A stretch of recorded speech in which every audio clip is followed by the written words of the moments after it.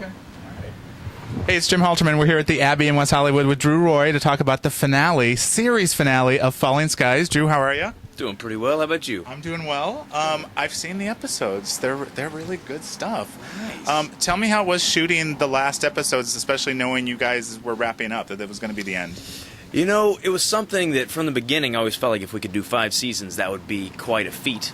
And this is me back before I knew anything about shooting a series, what it would be like to be a series regular. And the fact that we made it to 5 is just absolutely mind-blowing. And now that it's all wrapping up, it's kind of hard to believe. I think when we got the order for the last season, knowing it would be the last season, there was sort of a joy in that. Like, I feel like we wanted to all end on a high note and do as well as we could. But now that it's over, and this is the time of year normally I'd be planning where I was staying in Vancouver and seeing everybody again, there's this sort of sadness in the air of like, oh man, my school buddies are gone. Now we have to like take effort into becoming a group as opposed to it just bringing us together through Falling Skies. Yeah. You know, watching the last episodes, it just the Mason boys have gone through so much, but especially the younger guys have also grown up a lot since that first episode. How has it been seeing that and being along that road as they're going into puberty and teen years and all that? I'd say that right now on Twitter, people send me a lot of stuff of the before and after, and seeing Maxim and Connor, even myself, in that first season compared to now. It was 6 years ago. I mean, it's crazy. Even Noah, and I think Will's the only one who hasn't changed. He's just as steely as he's ever been. What do you think was the key to the show's success over 5 years? Why do you think it kind of sustained and kept coming back year after year?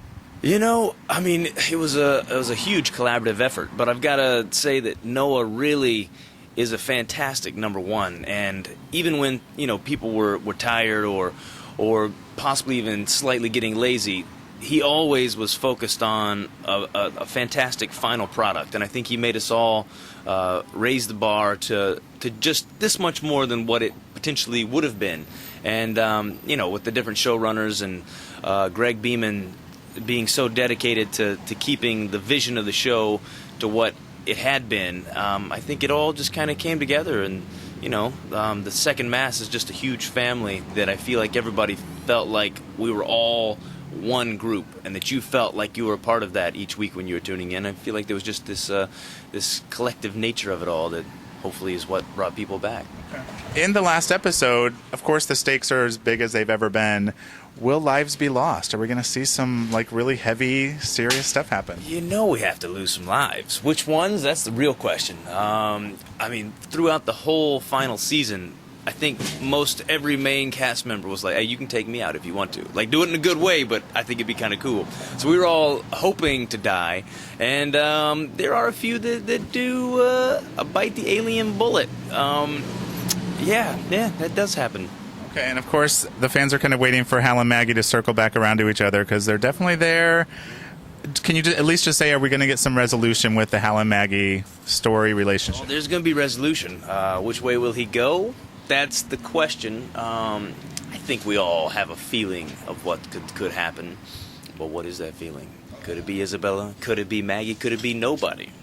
Who knows? Maybe Hal chooses himself. Well, I pitched that option. I said, he should just go kill a bear, run off in the woods, wear the fur, and then he would just jump out and save people every now and then when things got real hairy.